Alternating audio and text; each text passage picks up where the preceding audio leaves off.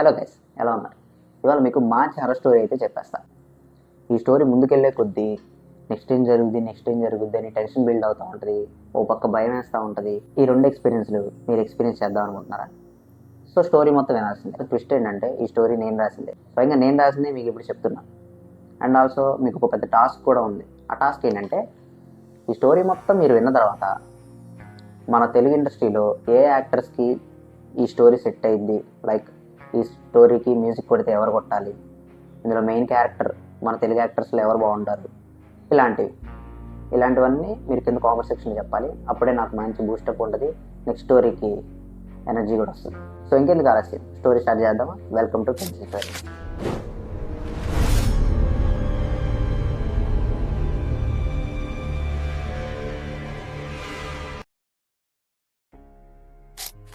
ఈ స్టోరీ 2005 ఆ టైంలో జరుగుతుంది.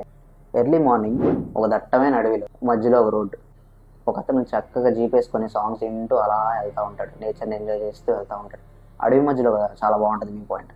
సో అలా వెళ్తూ ఉంటుంటే ఇలాగ మనోడికి దాహం వేస్తుందని చెప్పేసి అలా కిందకు వంగి వాటర్ బాటిల్ తీసుకొని ఇలా చూసేలోపు సడన్గా బండికి ఎదురు ఒకటి వస్తాడు. టాప్ అని బ్రేక్ కొడతాడు. పార్టీ ఈలోగానే అతను గుద్దేస్తాడు అతన్ని.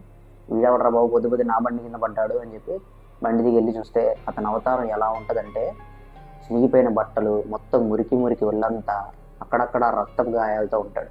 సరే బాబు లెగు అని చెప్పి అడుగుతాడు. ఇలా కొట్టి లేపుతాడు కానీ లెగవడు. ఇంకా 4-5 సార్లు కొడతాడు. అప్పుడు లైట్గా మెలికి వచ్చి కళ్ళు తెరిచి అలా అడవివైపు చేయి చూపించి నా ఫ్రెండ్స్ అది చంపేసింది అని చెప్పి కళ్ళు తెరి కింద పడిపోతాడు. అంటే పొద్దున్న నా బండికి వీడెవడ రాబో పడ్డాడు అని చెప్పి డౌట్తో అలా అడవివైపు అలా చూస్తూ ఉంటాడు.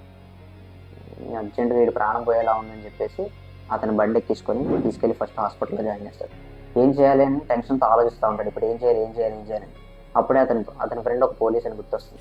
అరే బాబు, ఇలా ఒకటి నా బండి కింద పడ్డాడరా, ఎవర్రా బాబు నువ్వు నా బండి కింద పడ్డావేంటని అడిగితే అడవి చూపించి నా ఫ్రెండ్స్ నేను చంపేసిందని చెప్పి కళ్ళు తిరిగి పడిపోయాడు రా వాళ్ళు అని అంటాడు. సరే నేను వస్తున్నా అని చెప్పేసి అతను ఇంకా ఆ పోలీసు ఇద్దరు కలిసి ఆ అడవి వైపు వెళ్ళి ఏ స్పాట్లో అతను పడిపోయాడో అక్కడి నుంచి ఒక 10 అడుగులు అడవి లోపలికి వెళ్తారు. అడవి లోపలికి వెళ్ళి చెక్ చేస్తూ ఉంటారు, ఇక్కడ నిజంగా ఇది జరిగిందా లేదా వాడేమన్నా తాగేసి పడిపోయాడా అని చెప్పి. అప్పటికి వాళ్ళకి డౌట్గానే ఉంటుంది ఇదంతా ఫేక్ ఏమో అని చెప్పేసి. లోపలికి వెళ్ళి ఇంకా డీప్గా వెళ్తే ఫస్ట్ పోలీస్ అతనికి అక్కడ ఒకటి కాలు కనపడింది. చాలా దారుణంగా కట్ అయిపోయి ఉంటుంది ఆ కాలు. మెల్లగా అతనికి భయం వేస్తూ ఉంటుంది. అరే కాలరా అంటే నువ్వు అర్జెంట్గా బయటకు వెళ్ళి ఇది క్రైమ్ సీన్, ఇక్కడ నేను మాత్రమే ఉండాలని చెప్పేసి అతను బయటికి పంపించేస్తాడు. బయటికి పంపించేసి ఇంకొంచెం లోపలికి వెళ్ళి చూస్తే అక్కడ 3 శవాలు కనబడతాయి. కట్ చేస్తే పోలీస్ అతను ఇంకా అతనితో పాటు ఇంకొక రైటర్ ఇద్దరు కలిసి హాస్పిటల్ దగ్గర బండి ఆపుతారు. హాస్పిటల్కి వెళ్తే పేషెంట్ ఎక్కడ ఉన్నాడని పోలీస్ అడుగుతాడు. పైన ఫస్ట్ ఫ్లోర్లో ఉన్నాడు అని అంటారు. ప్రస్తుతానికి అతను కాన్షియస్లోనే ఉన్నాడా అంటారు. ఎస్, కాన్షియస్లోనే ఉన్నాడు, బట్ మీరు అతన్ని ఎక్కువ స్ట్రెస్ పెట్టకండి, అతను చాలా డిస్టర్బింగ్గా ఉన్నాడు అని అంటారు. ఎక్కువసేపు ఏం మాట్లాడడం, చిన్న ఇంట్రోగేషన్ అని చెప్పేసి పైకి వెళ్తారు. పైకి వెళ్ళి నర్సుని బయటికి వెళ్ళమని చెప్పి డోర్ క్లోజ్ చేసి 3 మాత్రమే అతను ఉంటారు. ఒకతను మెయిన్ క్యారెక్టర్, ఇంకొకతను పోలీసు, ఇంకా రైటర్. కూర్చొని వెంటనే పోలీస్ మాట్లాడడం మొదలు పెడతాడు. నేను నిన్ను ఎక్కువ ఇబ్బంది పెట్టను, నువ్వు నాకు ఉన్నది ఉన్నట్టు కరెక్ట్గా చెప్పాలి. అసలు ఆ 3 ఎవరు, ఇంతకి నీ పేరేంటి, ఏది దాచుకున్నా మొత్తం చెప్పు అంటాడు. నేను ఇప్పుడు చెప్పే సిచ్యువేషన్లో లేను సార్, షాక్లో ఉన్నాను, నన్ను ఇబ్బంది పెట్టకండి అంటాడు. బట్ పోలీస్ ఆయన ఒప్పుకోడు. నువ్వు చెప్పాల్సిందే, ఇక్కడ మేము రాసుకోవాలి, ఎందుకంటే మాకు అక్కడ డెడ్ బాడీస్ దొరికాయి, 3 డెడ్ బాడీస్ దొరికాయి, ఇది జనాలకి అందరికీ తెలియకముందే మేము ఇదంతా క్లియర్ చేసేది తొందరగా అంటాడు. సో అతను అప్పుడే అతని పేరు చెప్తాడు. సార్ నా పేరు అభయ్ అంటాడు. ఇక్కడి నుంచి మన మెయిన్ క్యారెక్టర్ని అభయ్ అని పిలుచుకుందాం, ఓకేనా? నా పేరు అభయ్, నాకు 1 వీక్ బ్యాక్ కాల్ వచ్చింది. వాళ్ళు ఎవరో కదా, నా బెస్ట్ ఫ్రెండ్స్, నా 10th క్లాస్మేట్స్. సో కాల్ చేసి సరదాగా మాట్లాడుకున్నాం. ఆ మాటల్లో మనం మీట్ అవుదామా మళ్ళీ అని చెప్పని అన్నారు. సరే ఓకే కలుద్దామని చెప్పేసి మొన్న మార్నింగ్ వాళ్ళని కలిశాను. బాగా ఎంజాయ్ చేసాము, నా 10th క్లాస్ డేస్ అన్నీ బాగా గుర్తొచ్చాయని చెప్పాను. ఆ రోజు ఇంకేం జరిగింది అంటారు. ఆ రోజు ఇంకేం జరగలేదు సార్, జస్ట్ మేము కలిసాము, మాతో పాటు కొంతమంది లేడీస్ కూడా కలిశారు, వాళ్ళు కూడా నా ఫ్రెండ్సే, 10th క్లాస్మేట్స్ వాళ్ళందరూ. సో గెట్ టుగెదర్ లాగా కొంచెం ఎంజాయ్ చేసి ఈవినింగ్ 4:30కి వాళ్ళు వెళ్ళిపోయారు. వెళ్ళిపోయిన తర్వాత మేము అలాగా ఆకలేస్తుంది నేను తిందామని చెప్పేసి ఒక హోటల్కి వెళ్ళాం. అక్కడ శుభ్రంగా ఫుడ్ తినేసాము. తిన్న తర్వాత ఓకేరా ఇంకా నేను వెళ్ళిపోతానని చెప్పాను. కానీ నా ఫ్రెండ్స్లో ఒకటి ఒప్పుకోలేదు. ఇవాళ మనం హర్రర్ మూవీకి వెళ్దాం మామ అన్నాడు. హర్రర్ మూవీ ఇప్పుడు ఎందుకు లేరా, ఇంట్లో అమ్మ కొద్దే ఉంది, వెళ్ళిపోతాను నేనని చెప్పినా సరే వాళ్ళు వినలేదు ఉంటుంది. ఓకే మూవీకి వెళ్ళారా మరి అని పోలీస్ అంటాడు.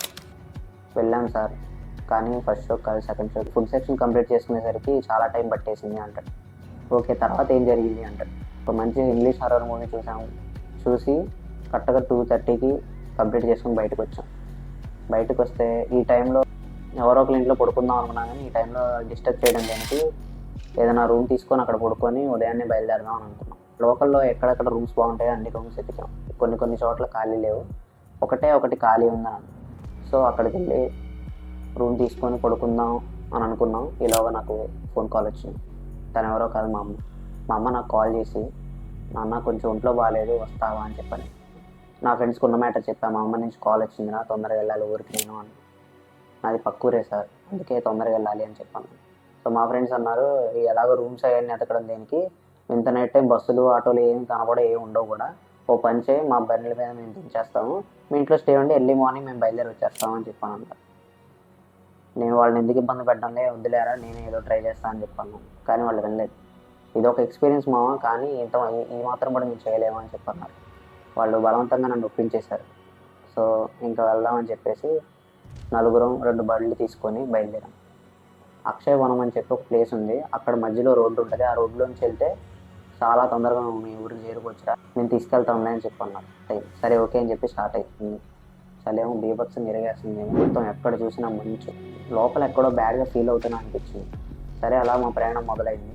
కొంచెం దూరం అలా వెళ్ళంగానే మాకు ఒక వింత భయం, చేతులు కాళ్ళు వణకడం వింతగా అనిపించింది. ఆ రోడ్లో వెళ్తుంటే మాకు చలి వల్లేమో ఇలాగే ఉంటుందేమోలే అని చెప్పి అనుకొని అలా ముందుకు వెళ్తుంటే మా ఫ్రెండ్లో ఒకడికి ఒక్కసారిగా హెడ్లైట్ ముందు ఏదో ఇలా పాస్ అయినట్టు అనిపించింది. వాడు సడన్గా బ్రేక్ వేసి చుట్టుపక్కల మొత్తం చూసాడు. ఏంట్రా మా బండి ఆపేమని, ఏదో వెళ్ళినట్టు అనిపించిందా నీకేమైనా అనిపించిందా అన్నాడు. నాకేం కనిపించలేదా అని చెప్పాను. కానీ వాడు అదంతా నా భ్రమే ఉంటుంది అని చెప్పి మళ్ళీ బండి స్టార్ట్ చేశాడు. వెనక్కి తిరిగి చూస్తే నా మిగతా 2 ఫ్రెండ్స్ కూడా కనపడదు. అరే వాళ్ళు ఇంకా రాలేదురా అని చెప్పి నేను బండి పక్కకు ఆపరా అని చెప్పి ఆపి చూస్తున్నారు. వాళ్ళు ఎంతసేపటికి రావట్లా. బండి లైట్ బ్లింక్ అయి ఆగిపోతుంది. మంచులో ఏమీ కనపడట్లేదు మాకు, జస్ట్ బ్లింక్ అయి అలా ఆగిపోయింది. ఒక్కసారిగా గట్టిగా మా ఫ్రెండ్లో ఒకడు అరిచినట్టు సౌండ్ వినపడింది. పరిగెత్తుకుంటూ వెనక్కి వెళ్ళి చూస్తే మా ఫ్రెండ్స్ ఇద్దరు అక్కడ టాయిలెట్కి వెళ్తూ నవ్వుకుంటూ మాట్లాడుతుంది. ఇదేంట్రా బాబు ఈ టైంలో సడన్గా ఆగిపోయారంటారా అంటే, పాస్కి వచ్చింది ఎలా చెప్పగలం, మీరు ముందు వెళ్ళిపోతున్నారు కదా అందుకే మేము మధ్యలో ఆగామని. మా లైట్ ఎందుకు కొట్టుకుంటుంది అంటే, నా బండికి హెడ్లైట్ ప్రాబ్లం ఉంది లేరా అని చెప్పి. ఆ ఒక్క క్షణం చాలా భయపడిపోయాను. ఓకే అని చెప్పేసి అలా నడుచుకుంటూ వెళ్ళి బండి ఎక్కి మా వాడు కీ తిప్పి స్టార్ట్ చేయగానే లైట్ వెలుతురికి దూరంగా మంచులోంచి ఏదో నల్లగా కనపడింది. మామ అక్కడ ఏదో కనపడుతుందిరా అని చెప్పి నా ఫ్రెండ్ నాతో అన్నాడు. ఏం కనపడుతుందిరా అని చెప్పి నేను ఎంత చూసినా నాకు పెద్ద కనిపించాను. నేను అప్పటికీ చాలా నిద్రకు వచ్చేసాను. నా కళ్ళంతా మసకగా ఉంది. కళ్ళు పెద్దవి చేసుకొని చూశాను. ఏదో ఆకారం నల్లగా ఒక ఎర్రటి కళ్ళతో ఏదో ఆకారం మా వైపు నడుచుకుంటూ వస్తుందని కనబడింది. మాకు ఇంకా మెల్లగా భయం మొదలైంది. వెనక్కి తిరిగి మా ఫ్రెండ్స్ని పిలిచారు. అరే ఒకసారి తొందర రండి రా, ఇటు ఇక్కడ ఏదో కనపడుతుంది మాకు అని చెప్పాను. కానీ వాళ్ళు ఏం వెళ్ళలేదు. అదేముంటుందిరా పదా వెళ్దాం పదా అన్నారు. ఇలా మంచి కళ అనిపిస్తుందేమో పదా వెళ్దాం పదా, అదే జంతువు అయి ఉంటుందిలే అని చెప్పి మా ఫ్రెండ్ వెనకాల ఫ్రెండ్ అన్నాడు. ఇంకా అలా స్లోగా బండి తీసి ఇంకొంచెం ముందుకు వెళ్తుంటే ఆకారం మాకు కనపడలేదు. అమ్మయ్య అనిపించింది. నిజంగానే అదేదో జంతువు అయి ఉంటుందిలే అని చెప్పి అనుకొని లైట్ తీసుకొని ఇంకా ముందుకెళ్ళాం. చలి ఇంకా ఎక్కువైంది. మా బళ్ళు వెళ్తున్న సౌండ్, ఇంత సౌండ్లో కూడా చెట్లు 2 ఇలా రాసుకుంటున్నట్టు సౌండ్లు కూడా నాకు బాగా వినపడుతున్నాయి. క్రాక్ అయినట్టు సౌండ్లు నాకు బాగా వినపడుతున్నాయి. అరే పోనీ వెనక్కి వెళ్ళిపోదాం, మీరు నిద్రకు వచ్చేసారు కదా అని చెప్పాను. లేదు మేమే నిద్రకు రాలేదు, వెళ్ళిపోదాం, దగ్గరికి వచ్చేసాం సుమారు ఒక 1/2 అవర్ అంతే అని చెప్పాను. ఈసారి సడన్గా నా ఫ్రెండ్ బండి ఆపాడు. ఏంట్రా బండి ఆపావని అంటే, టాయిలెట్కి వస్తుంది మామ అని చెప్పాను. సరే అని చెప్పి ఆ ఎదురుగా పోసుకోవడానికి వెళ్ళాడు. వెనకాల నా ఫ్రెండ్స్ కూడా బండి ఆపి వాళ్ళతో మాట్లాడుతున్నా. వాళ్ళతో మాట్లాడి ఇలా వెనక్కి తిరిగేలోపు మా ఫ్రెండ్ కనపడలేదు. చెట్ల మధ్యలోంచి ఎక్కడో దూరంగా వాడు అరుస్తున్న సౌండ్ అయితే వినపడుతుంది. అరే ఎక్కడున్నావరా నువ్వు, ఎక్కడికి వెళ్ళిపోయావరా నువ్వు, ఎక్కడ పోసుకోవచ్చు కదరా టాయిలెట్, అక్కడికి వెళ్ళావరా అని చెప్పి అడవి లోపలికి మా చిన్న సెల్ ఫోన్ టార్చ్ చేసుకొని ఇలా తిరుగుతూ వెళ్ళాం. వాడైతే ఎక్కడా కనపడలేదు. అందరూ ఒకే చోట ఉండండి, ఎందుకైనా మంచి దూరంగా వెళ్ళకండి అని అంటే మా ఫ్రెండ్ ఎవరు, చిన్నదానికి ఎందుకురా భయపడతావు, వాడు లోపలికి మనల్ని ఆట పట్టించడానికి వెళ్ళుంటాడు అని చెప్పని అన్నాడు. అలా ఫోన్ టార్చ్ లైట్ పట్టుకొని అలా ఎత్తుక్కుంటూ వెళ్ళాము. కానీ వాడు ఎక్కడా కనపడలేదు మాకు. అప్పుడే మా ఫ్రెండ్ అక్కడ చెట్టు వెనకాల దాక్కున్నట్టు మాకు కనిపించింది. వాడి షర్ట్ నాకు కనిపించింది. అరే నువ్వేంట్రా ఇప్పుడు ఈ టైంలో ఆడుకుంటావు ఏంట్రా అని చెప్పి అడగడానికని దగ్గరికి అలా వెళ్తే వాడి షర్ట్ పక్క నుంచి ఒక చెయ్యి ఇలా వచ్చి అని గట్టిగా పట్టుకుని లాగినట్టు మాకు కనబడింది. ఆ చెయ్యి ఆకారం ఎలా ఉందంటే నేను ముందుగా ఒక ఆకారం చూశానని చెప్పాను కదా సార్, అలాగే ఉంది. నల్లగా పెద్ద గోళ్ళతో ఉంది. నేను చాలా భయపడిపోయి గట్టిగా అరిచేశాను. ఇలాగా టిక్ టిక్ టిక్ అని డోర్ సౌండ్ వినపడింది. మర్చిపోయారేంటి, మన వాళ్ళందరూ హాస్పిటల్ రూమ్లో ఉన్నారు కదా. ఈ టైంలో ఎవర్రా బాబు డోర్ కొట్టిందని డోర్ తీసి వస్తే నర్స్, సార్ తనకి ఇంజెక్షన్ చేయాలి, ఒక 5 minutes మీరు బయట ఉంటారా అని అంటారు.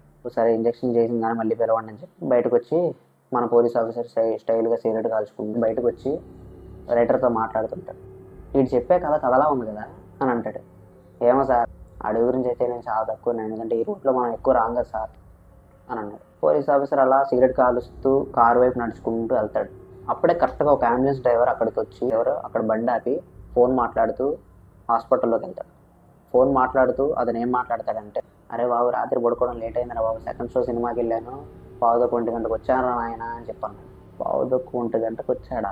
అప్పుడు వెంటనే పోలీస్కి మైండ్లో ఒక స్ట్రైక్ అవుతుంది. సడన్గా పోలీస్ కాలుస్తున్న సిగరెట్ కింద పడేసి పరిగెత్తుకుంటూ అబ్బాయి రూమ్ దగ్గరికి వెళ్తాడు. అబ్బాయి దగ్గరికి వెళ్ళి అబ్బాయి కాలర్ పట్టుకొని, సెకండ్ షో సినిమా 12:30 1:15 అయిపోద్ది, కానీ మీరు 2:30కి బయటకు వచ్చారు, ఈ మధ్యలో ఏం చేశారు?